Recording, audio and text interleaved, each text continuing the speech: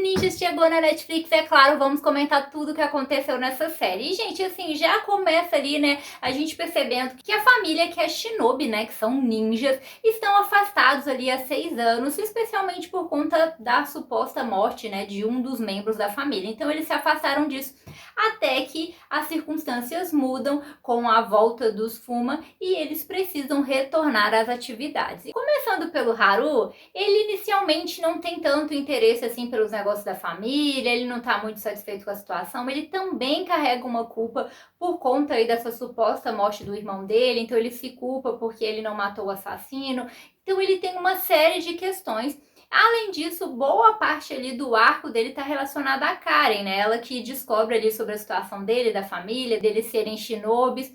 E grande parte do arco dele ali fica relacionado a ela até a volta do irmão dele. Quando o Gaku volta, gente, muda uma chavinha ali, principalmente quando eles descobrem que ele é um traíra, porque aí o Haru ele começa a assumir o verdadeiro posto dele na família.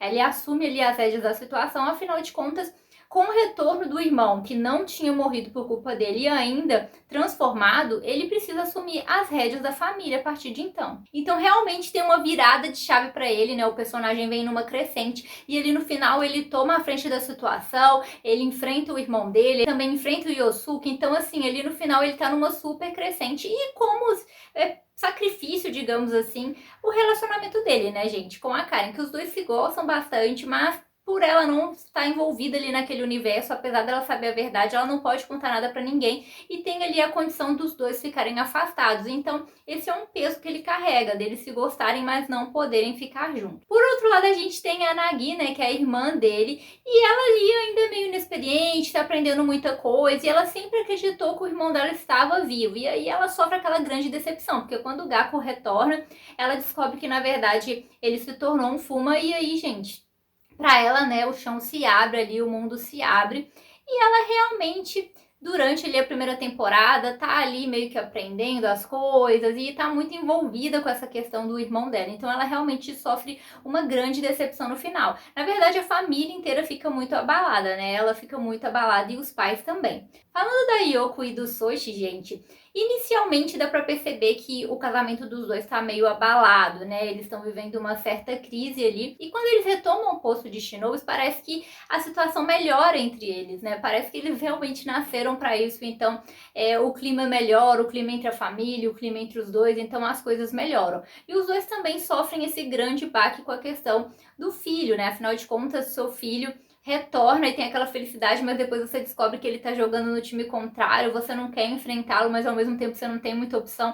Então a família vive nesse grande dilema. A gente também tem o Rico e a avó dele, e eles servem mais de alívio cômico. Eu gostei bastante dos dois e eles dão esse ar um pouco mais cômico para a série, né? Um pouco mais engraçado. Os dois são usados ali em diversos momentos como alívio cômico.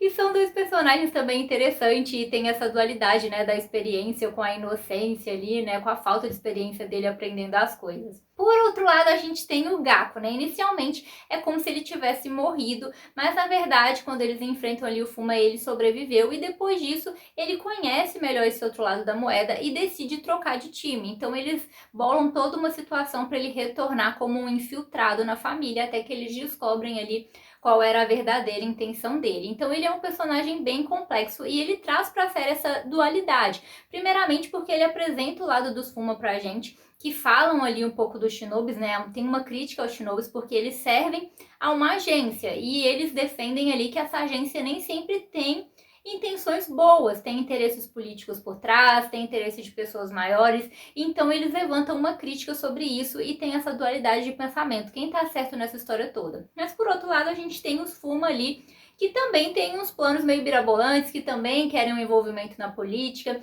que estão dispostos a sacrificar pessoas, então, né, tem esses dois lados da moeda. E por outro lado, eles levantam essa dualidade também quando o Gaku aparece, que tem aquela dúvida ali de que lado ele está. Pra mim, eu acho que já era meio claro que ele não tinha morrido, porque eles ficam batendo muito nessa tecla da morte dele, e também de que ele estava do lado dos Fuma. porque fica ali meio que transparecendo isso, né? Eu não sei se para vocês foi uma grande surpresa, mas eles tentam gerar essa dúvida na gente sim, até que a gente descobre o lado que ele tá. E apesar dele ter escolhido o lado dos Puma, e inclusive ter enfrentado o próprio irmão, o Haru, ali no finalzinho a gente vê ele derrotando o Yosuke para que o Haru não se transformasse. Ele queria que ele mantivesse aquela bondade, aquela essência dele, então ali no final ele age daquela maneira para que o irmão dele não precisasse mudar. E vamos explicar aí o final para quem ficou perdido nessa história, gente. Ali no final a gente tem esse conflito entre os irmãos até que o Haru enfrenta Yosuke, conseguem derrotar ele e eles acham que conseguiram impedir o plano deles, porque eles acreditam que os Fuma, eles queriam fazer aí um ritual e usar uma toxina para poder afetar as pessoas. Só que na verdade eles não conseguiram impedir o plano dos Fuma. E mesmo com a derrota do Yosuke, a gente ainda tem membros do Fuma ativo, inclusive o Gaku, gente, que tá ali na frente da situação. Eles colocam um plano em execução, que é um plano, na verdade, envolvendo a política, né? Eles querem ali tomar o controle da situação, porque tomando controle político, eles têm controle sobre as agências, sobre as pessoas, e também o plano deles vai além disso. Ali no final, eles revelam que querem ter o controle do país inteiro e usar isso de frente aos outros países, né? Então, eles têm um plano muito grandioso e já começaram a colocar em execução para conseguir ali que na política seja elegido quem eles querem que esteja no poder, para que eles estejam na frente de tudo isso. Por outro lado, a gente tem os Shinobis ali perdendo dessa vez. Eles acharam que tinham conseguido impedir o plano, mas na verdade eles não conseguiram impedir ainda e estão numa situação complicada agora com a agência também, que muda o controle. Temos o Haru triste porque ele teve que se afastar da Karen, né? Afinal de contas, ela sabe ali da identidade deles e ela não poderia saber disso e ele também não poderia se envolver com ela. Então eles fazem ali um certo acordo de que para que eles fiquem vivos eles têm que ficar afastados. E basicamente foi isso então, gente, que aconteceu nessa primeira temporada. Então, caso haja uma próxima temporada, tem muita coisa para acontecer aí, possivelmente uma nova reaproximação aí do Haru com a Karen, talvez. Também temos eles aí batendo de frente com esse plano dos Fuma, tentando impedir toda essa situação. A gente pode ver além nesses planos políticos deles, que eles já começaram a demonstrar ali todo o interesse, mas tem muita coisa para ir além. Como eu disse, eles querem realmente estar na frente do país, do Japão, então tem muita coisa para acontecer ainda. Deixem para mim nos comentários o que vocês acharam da série, gostaram, não gostaram. Gente, sinceramente não é muito meu estilo de série, então não é uma série que eu curta tanto assim, mas ela tem ali seus pontos interessantes, né? Pra quem gosta de muita ação, gosta dessa questão ninja, de lutas ali, tem essas questões. Eles também tentam surpreender a gente, apesar de eu ter achado meio previsível essa questão do Gaku.